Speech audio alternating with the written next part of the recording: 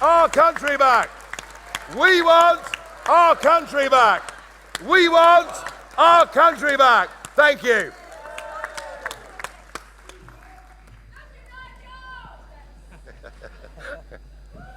Wow, that was fantastic.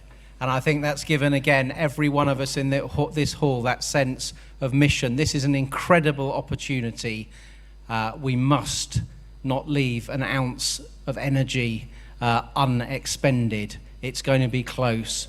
We've got to get it over the line. Now, we're going to have some questions. And the first question is from Vic Robinson, and I think it indicates the real human aspect of the pressure on public services. Now, Vic, I'm going to read the question out as the way it will work, and then you'll get an answer from the three members of the panel, okay? So Vic's question is this: the National Health Service, primary care and schools up and down the country are drowning under the pressure of uncontrolled immigration. I'm suffering from cancer and cannot see a doctor till September. What can be done to improve things? Right. Should we start with Brendan? Do you want to? Okay. Yes. Okay. Well, firstly, I think we all wish you all the very best in your fight against cancer, and we hope you recover and do.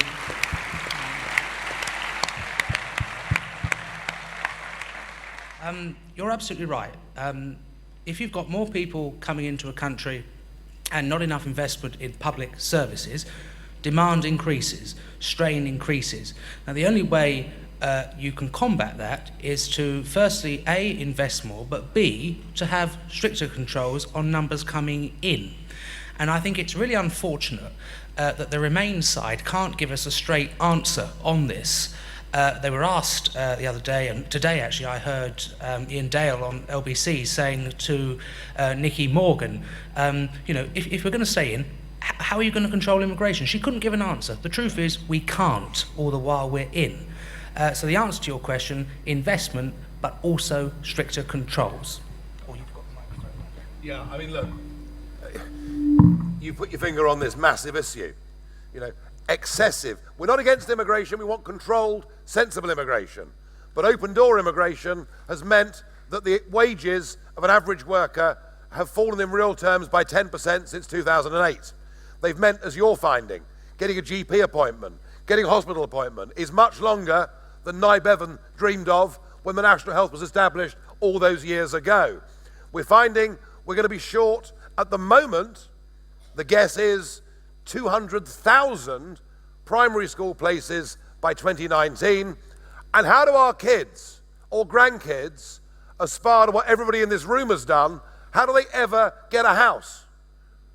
How do we satisfy demand when we have to build one new house every 4 minutes, night and day, to cope with current levels of migration? If we go on as we are, the British population will hit 80 million by 2040.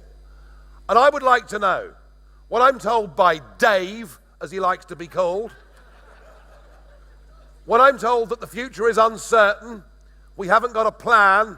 Well, Dave, can you tell us, if we're headed towards 80 million in 2040, how many schools, how many hospitals, how many roads are you going to build, and how much is it going to cost all the rest of us?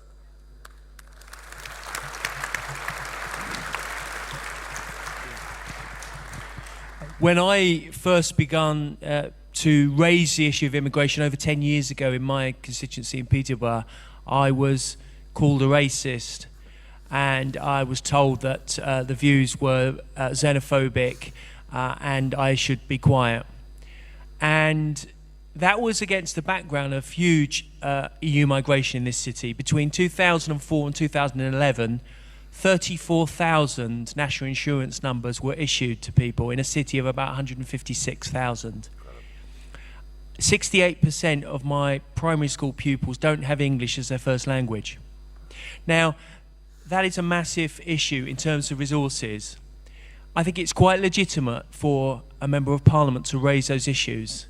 And sadly, my party has for too long not listened over these issues. In December 2014, I was invited to Chequers with Dave. And I said to him in no uncertain terms, you have got to do something about this issue of immigration. And you've got to come clean, and you've got to keep your pledges that you made at the Bloomberg speech in 2013, that free movement will be at the centre of your renegotiation. And he said, yes, I've heard it. I've heard the message. He went to the renegotiation with a threadbare case and got nothing. And I feel particularly let down, because when he sits in a TV studio and says, actually, free movement is inviolate, there's nothing we can do about it, we can have no truck with any reduction in immigration under free movement because it's more important to safeguard the shareholder value of European multinationals, I think that is someone who's got their priorities completely wrong.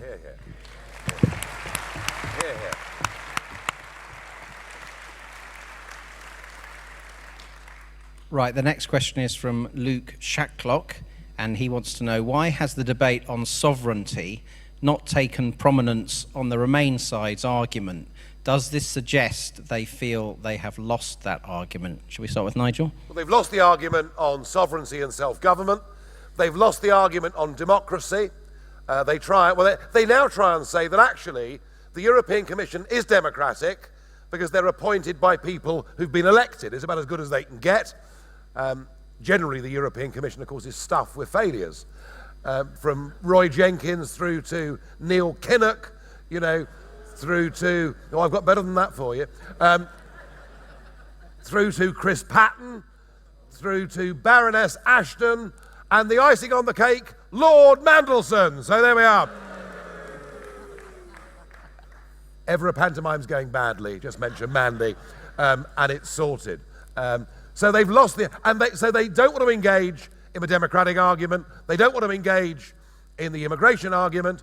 All they want to do is scare you with an economic argument that is not based on the reality of world trade. As I said to you earlier, they're threatening us, they're bullying us, and frankly, for George Osborne today to have said there'd need to be an emergency budget, when this is the man that's got all his numbers wrong. This is the man who, as Chancellor, managed in 5 years to double our national debt.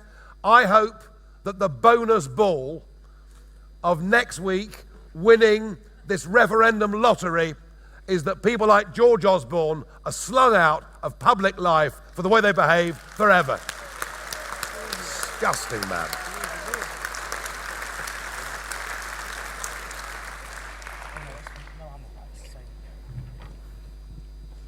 Well, I can't but agree with Nigel on that. I mean, there are two pensioners that are very worried about Brexit, Lady Kinnock and Lord Kinnock. The fact is that we've had this cultural cringe to all things European for many, many years, as if we never traded before 1973, as if we never made our own laws before 1973, as if we were never a proud, outward-looking global nation before 1973. And the vested interest, the establishment, the media, the multinationals, most of the trade unions, the Labour Party, the political class, are invested in the European Union. And why they're so terrified, and I've enjoyed watching some of my colleagues in Parliament this week, they can see that they've put everything on red and it's going to come up black, and they've backed the wrong horse. They cannot cope with demos, the power of the people. They can denigrate and sneer at people like Polly Toynbee did the other day in The Guardian. Little people do as you're told.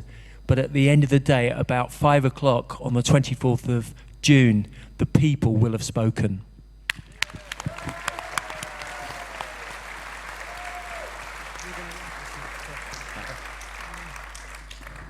Well, the next question is just for Nigel, and it's becoming a bit of a tradition in Peterborough when Nigel comes, and he came a couple of months ago. He was invited to a wedding, as I recall. What? Well, this question's from Rosanna Pinto, who asks, Nigel, would you be available on August the 6th to attend my daughter, I think it's Romina's 40th birthday party? Oh, well, where are you? Who asked the question? That's a lovely offer, thank you. And I can't promise I'll be there, but I'll put it in my diary and I'll have a think about it, and thank you. There you go. Amazing, isn't it? Right, next question from Chelsea Cross and Shannon Creaser. Chelsea 16, Shannon is 17. As two 16 and 17-year-old students, what does the future hold for us in terms of places to live, employment opportunities and healthcare services if we remain in the EU? And they add, why have we not been invited to vote like in the Scottish referendum? It is, after all, our future you are deciding. Don't know who wants to... Well, just firstly, there was a motion in the House of Commons as to whether or not the voting age just for this referendum should be lowered to 16 and 17, and the House of Commons voted it down. Personally, I wouldn't have minded. I agree. I don't know where you are in the audience, but though you're there, okay, I wouldn't have minded. I think you should have been allowed to vote. I'm in favour of that anyway. In terms of staying in the EU, I mean, one thing you do know is that we're not voting for the status quo in this referendum. There's either leave or there's further integration, further loss of sovereignty, further uncontrolled immigration. That's really what it should say on the ballot. So if we stay, increased pressure on public services, increased competition for getting on the housing ladder, increased competition for jobs, increased competition for accessing other services that would be needed for you. In terms of if we leave, I think it's been spelt out today by all the speakers on the panel, open to the world. You know, why are we constraining, particularly the younger generation at this time, when in a second money can move like that over the world, where you can tweet and it can be seen by millions of people, where over Skype you can be in touch with people in seconds. Why are we constricting ourselves to a model designed and built in the 1950s when we're living in the modern world? I think younger people particularly should be confident about leaving and confident about returning to the global world. No, I'm happy with that. Not better than that. Right, the next question is from a great East of England UKIPper, Mick Kennedy. I can see him at the back in the Union Jack jacket. Tremendous. Now, Mick wants to know, if Britain remains in the EU, will the next British Prime Minister have to kiss Mrs. Merkel's hand, and swear allegiance to the EU under the EU flag? And Mick adds that Mr. Farage might be interested to know that a majority of Colchester Garrison want to leave and to stay in the British Army. Yeah, well, he's sitting there, is he? Yeah. Yeah.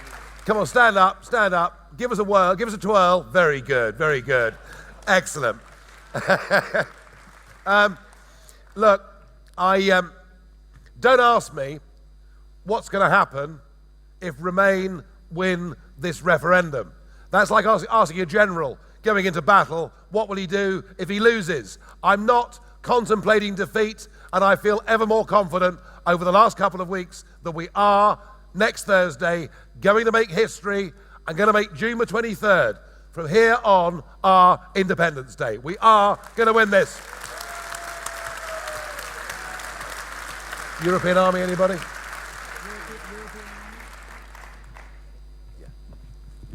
Well, as my colleagues have said, there are massive risks with Remain.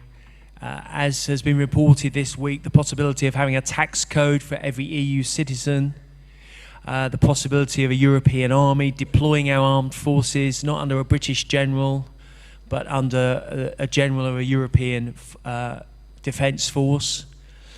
And essentially, we may not have another opportunity to change that. So we have to win. If we don't want more powers to be transferred to a supranational body like the European Court of Justice, which strikes down our laws, why would any country agree to a situation where Abu Hamza's daughter cannot be removed from the United Kingdom because her human rights as an EU citizen is infringed? It's Alice in Wonderland madness. And there are other things too, including, inevitably, I think, the Eurozone will go pop, and we will need another, cope with another Greek default. It is a very worrying situation, and next Thursday is your last opportunity to stop that happening. Quite right.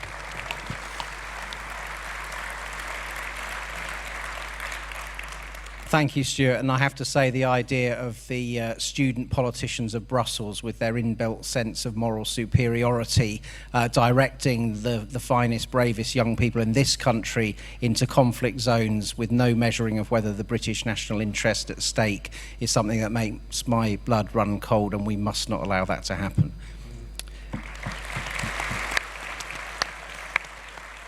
Now, the next question's from another real stalwart of UKIP in Peterborough down the years, Frances Fox. Yes, a magnificent contribution that Frances has made down the years. Now, she wants to know, those who wish us to remain in the EU say we will lose jobs if we leave. Shouldn't we remind them that joining the EU meant that we lost jobs in the fishing industry, the cotton industry, the steel industry, the mining industry, and the farming industry too? Perhaps, Brendan, you want to have a go at that? Yeah, just specifically on mining. I mean, not only have we lost jobs in the steel industry, we're not able, through government intervention, to help them. Because EU state aid laws say that a government, any government, cannot intervene in the marketplace, which could ultimately distort the marketplace. And so they're telling us if we leave, jobs will go to the wall and we'll all be ruined. But actually our current terms mean we can't help create jobs. And of course, the EU job creating myth, I mean, I don't think it's very real for the people of Greece, Spain, Italy, Portugal, France, Belgium, Holland, Germany, all the countries of the member states, where unemployment is rising, wages are going down, and where competition for jobs is increasing. It is a total myth that the EU is a job creator. Governments don't create jobs, businesses create jobs. That's where jobs come from. And then taxes are raised from businesses to support services that people need. And so I think the Remain side really are spreading scandalous lies on this. And this notion that if we leave, we're all going to become unemployed, barcodes in supermarkets won't work and everything will go to the wall, is claptrap, really. It's because they've got nothing to offer. Our side's the optimistic side.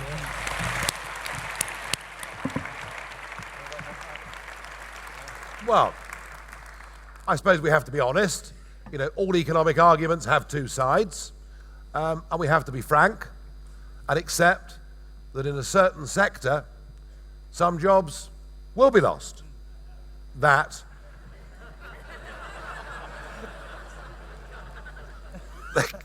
Patrick and I will lose our jobs as MEPs, and we are the turkeys that will vote for Christmas.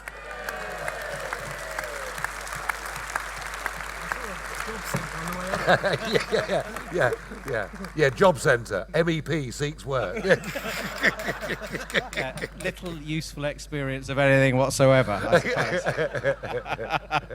suppose. Right, the next question again relates to today's events on the Thames, and this comes from John Lindsay, who wants to know, following the Thames flotilla fracas, as well as forming an EU army, should they also perhaps form an EU Navy too?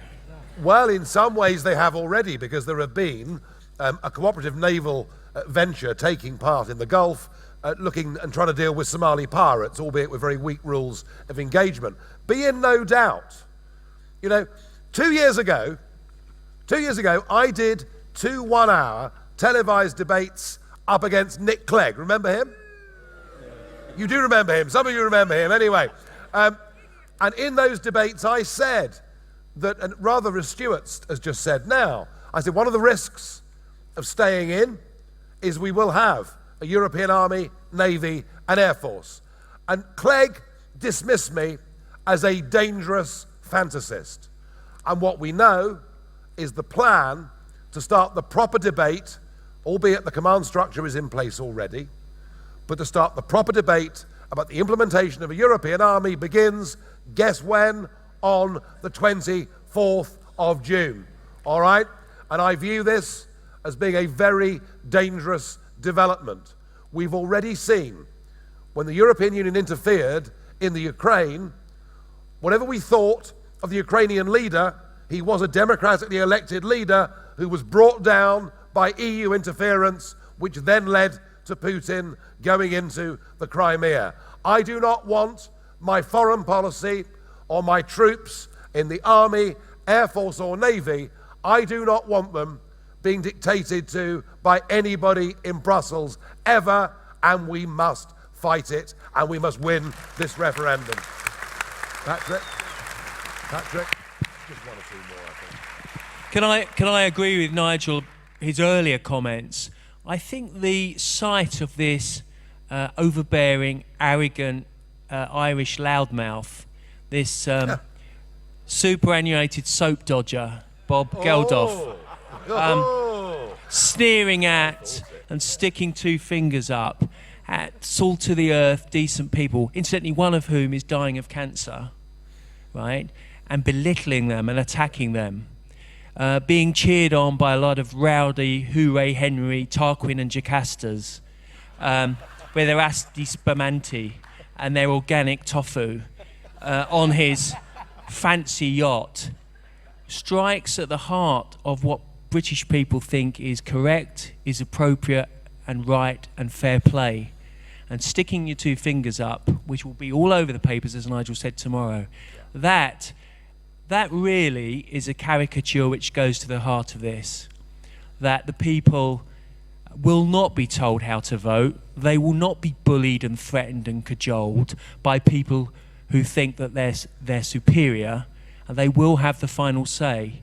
And I'll be quite happy to get in a tug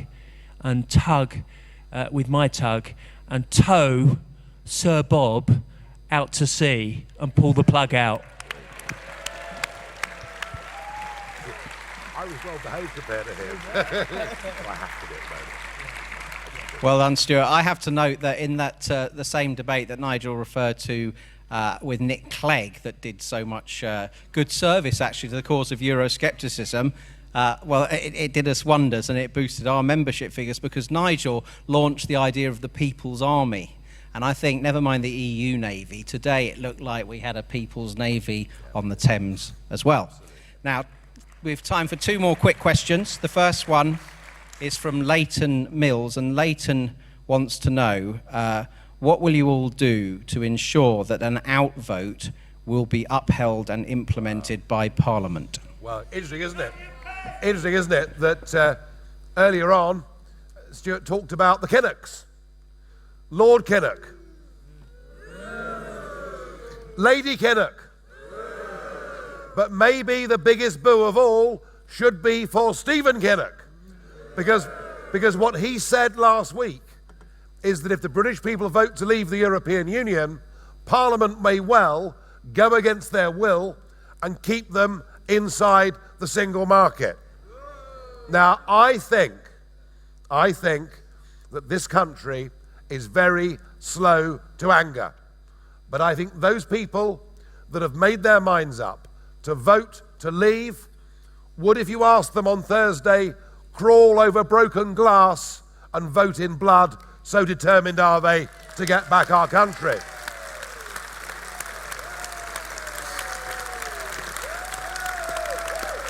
And I think that if this generation of Kinnocks and others try to defy the will of the people, they will see a political backlash unlike anything that has ever been seen before in our history, and will sweep them out of Parliament in 2020.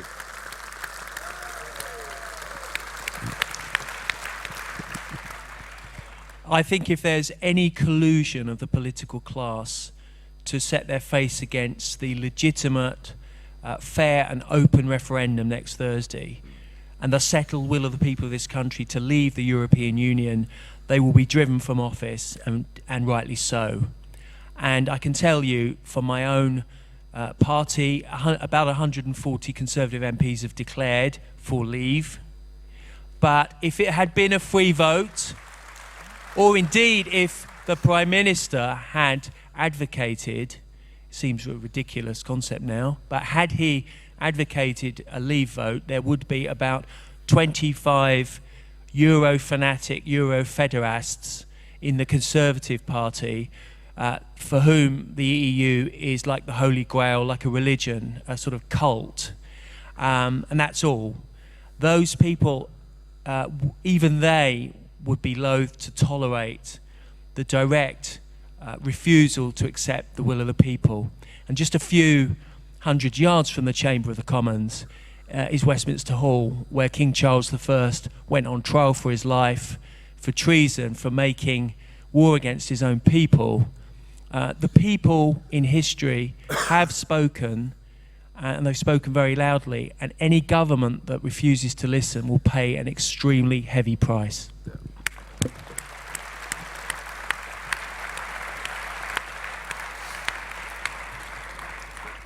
Just very, very quickly, 11 Labour members of Parliament have declared for Brexit. If there was a free vote, I know there would be at least 32. And unfortunately, my party is not allowing a free vote, which I think is totally wrong. Just to echo what everybody else has said, I think if Parliament did go against the will of the people, I think we go and meet them. We turn up. The day they try to do it, we're there. We storm the place and we force them to do it. What, Tyler? I'm fine. I'm happy with it, yeah. Right, now to our last question from Dick Wells. And he says that given half the present cabinet is part of the In campaign, who should negotiate the terms of our departing the European Union in the event of an out vote? Fancy it, Nigel? Don't be me. Don't be me.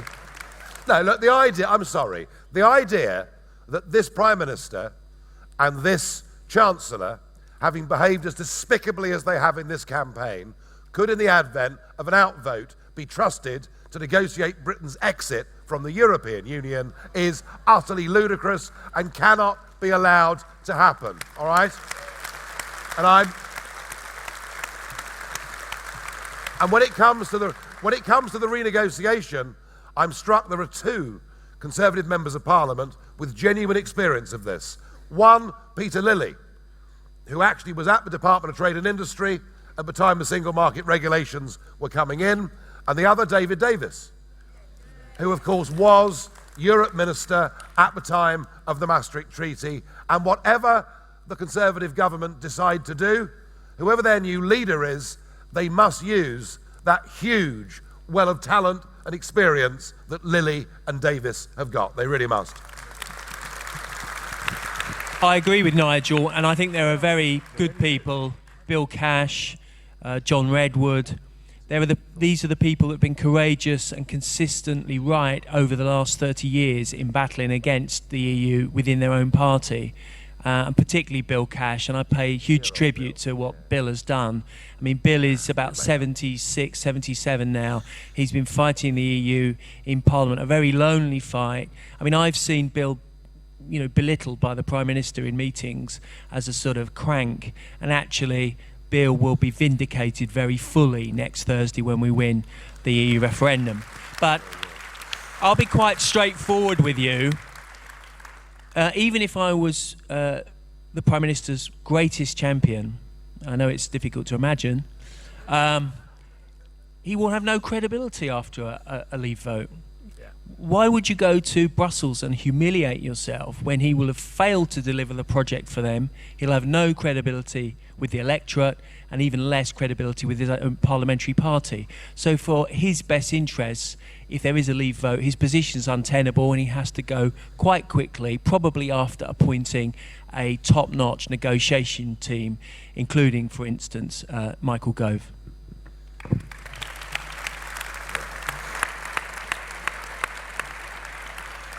One of the things that this referendum has done, it has divided the country in terms of opinion, and I think whoever is leading the renegotiation post-Brexit, part of their job is to bring the country back together again.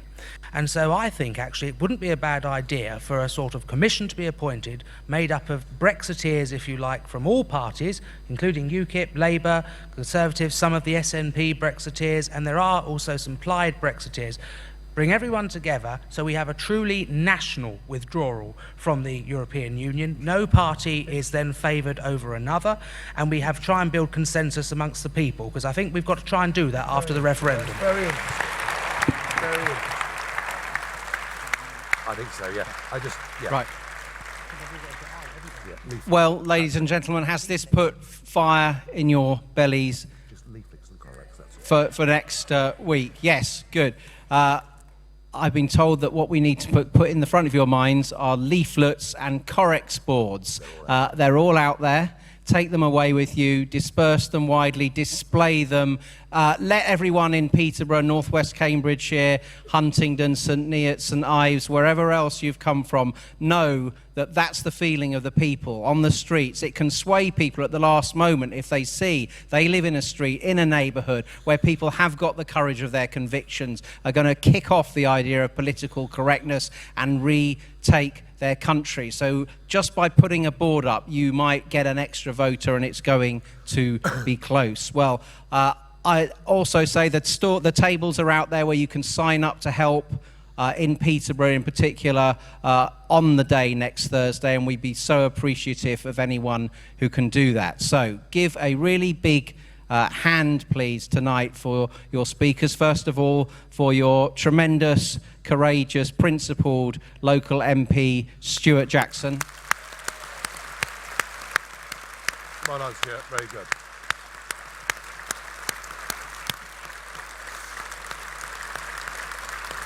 Very good. Very. Oh, he's very. He said a lot too. And secondly, for one of the driving forces of Labour Leave, and I really think in the last couple of weeks in particular, it's the flourishing and the proliferation of the Labour Leave movement that really has given our campaign such impetus. And this man is a man who's been willing to take on, unpopularity at senior ranks of his own party, sarcastic comments, whatever it might be, because he knows, unlike Councillor Murphy from Ravensthorpe Ward in Peterborough, he knows that working people, long-term Labour voters, they're not voting out because they're uneducated. They're voting out because they're patriotic. They believe in their country, and they know that the EU has delivered a rotten deal for themselves and their families. So this man has been a tremendous campaigner for the last few months. Brendan Chilton.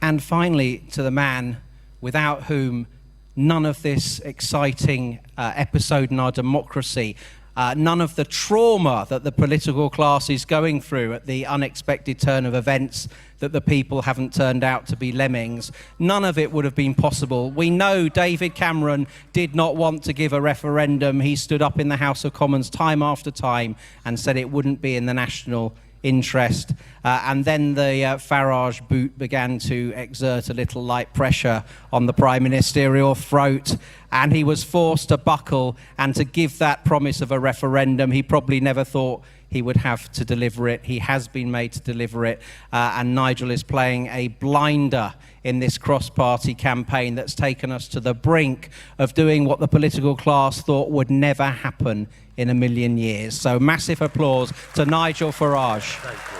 Thank you, boys. Brilliant. Well done. Brilliant. Brilliant. Right, let's go out there and win back our country. Come on. You're right. We want our country back. There we are. We want our country back. Hello, Francis. How are you? All right.